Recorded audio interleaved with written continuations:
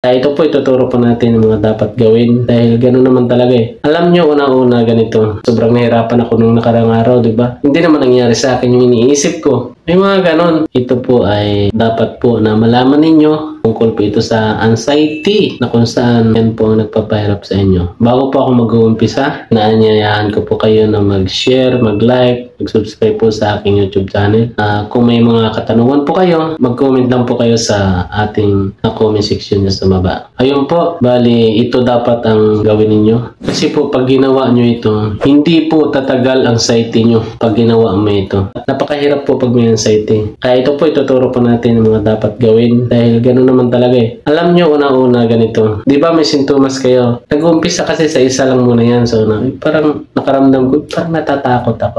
Parang may kakaiba na parang may gumuhit sa dibdib ko gano'n. Di ba? Isipin mo, ano kaya yun? Pag-iisip ka na naman ngayon na, ay, tatakot ako. Ano kaya yun? Baka may iba na yun, baka mamaya may sakit na ako sa puso, baka mamaya yung bigla na lang akong mawala ng hininga. Di ba may mga ganun kang iniisip? Tapos ang nagiging isip ko na naman ulit nun, pag naggrabe na, magpa-check up kaya ako. Saan kaya ako hospital dadalhin? Sino kaya ang maghahatid sa akin? Ano kaya sasakyan ko? Di ba? Ganun kaagad ka-aktibo yung isip natin. Iniisip natin na yung parang sobrang advance yung pag-iisip natin. Kaya ayun, pag ganun ang mga nararamdaman, di ba? Alam mo na kaagad, ay, pag ikaw magaling na pagsapat ang kaalaman mo, dapat kasi unang-una kaalaman alam mo na lahat ang pasikot-sikot sa society. Parang pares lang sa mga may pupuntahan ka na hindi mo alam, pero napupuntahan mo, naabot mo. Di ba? May mga ganun. Ganun din yung pag-aaral sa anxiety. Ganun din yung pag-counter mo sa kanya. Iisipin mo ka, ay, wala anxiety kasi ito eh. Di ba? Nung nakarang araw, nararamdaman ko na to. Itong ganitong pakiramdam. Ayun, anxiety. Tapos sobrang nahirapan ako nung nakarang araw, di ba? Hindi naman nangyari sa akin yung iniisip ko. May mga ganon. Kaya kailangan talaga sapat ang kalaman mo tungkol sa anxiety. Para una pa lang, unang bugso pa lang ng sintomas niya,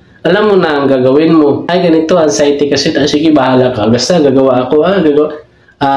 Halimbawa, nagmamaniho ka. Sige, basta ako tuloy ako sa maniho ko. Yung parang relax ka lang lagi. Relax lagi ang isip mo. Na kung saan kahit may sintomas na malakas, so di kaya nagpapahirap sa'yo, nahirapan ka. Ay wala, basta feeling mo lang, ganito. Ay wala akong pakialam sa'yo, basta ako gagawin ko yung gusto ko. Bahala ka kung sumumpong ka. Kasi ganun. O di ngayon, okay na. Kailangan sapat ang kalaman mo. Doon mo naman ngayon pasukan ng lakas ng loob. Kailangan lakas ng loob ko. Alam ko na yun eh, diba? Kaya ganito naman ang lakas ng loob ko. O sige, hamunin mo naman yan. Sige, bakit? Yan lang ba ang ipaparamdam mo sa akin na sintomas? May mga ganun.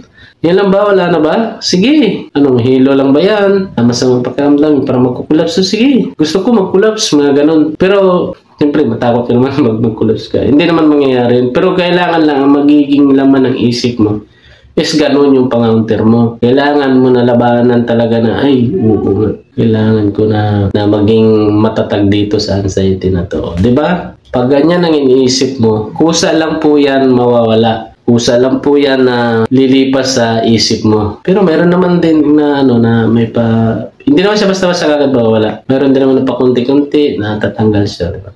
Hanggang sasanayin niyo po sarili mo, paulit-ulit, ganon gagawin mo, mawawala siya. Kahit anong sintomas, sample ko lang po yun, yung hilo mo sa mga pakiramdam, matatanggal po yan. Kahit ano po yan, kahit yung hirap kayo sa paghinga, may ganon pag hirap sa hinga, may inil-exhale ka lang, okay lang. Tapos lakasan mo loob mo, tapos alam mo na yan eh. Ganito naman, hirap na naman ako huminga, diba? Kagaya lang sa sinabi ko sa inyo kanina, ayun po yung mga dapat yung kagad gawin. Kaya para matanggal po talaga kagad ang anxiety ninyo. Hindi kasi kagaya sa iba, pag sinumpong ng sintomas, nako, hirap na hirap, wala nang gana kahit magkain, hindi na magawa kung anong gusto. Kasi ang iniisip, takot na. Ang iniisip is, yun yung mga mangyayari na sa kanya. Hanggang sa mag-panic attack, hanggang sa dumami na ang sintomas na nagpaparamdam sa sarili niya, sa katawan niya. Ayun, hanggang sa hindi kinaya, magpa-ER. Pagdating sa hospital, i-check ng doktor. Una-una yung pulse, BP, kung may maaaring mga laboratory, i-request ka agad. Kasi hirap sa paghinga, ECG, chest x-ray, may mga ganun. Tapos, blood yung dugo, i-check, ihi, may mga ganun, diba? Pagdating, ang result, normal. Sino bang niloloko? Sarili lang natin. Niloloko ka lang ng sarili mong pag-iisip. Diba? Ganun po yun. Kailangan talaga nandun yung kaalaman sa lakas ng loob. Yun po. Para pares-pares po tayo na gumaling.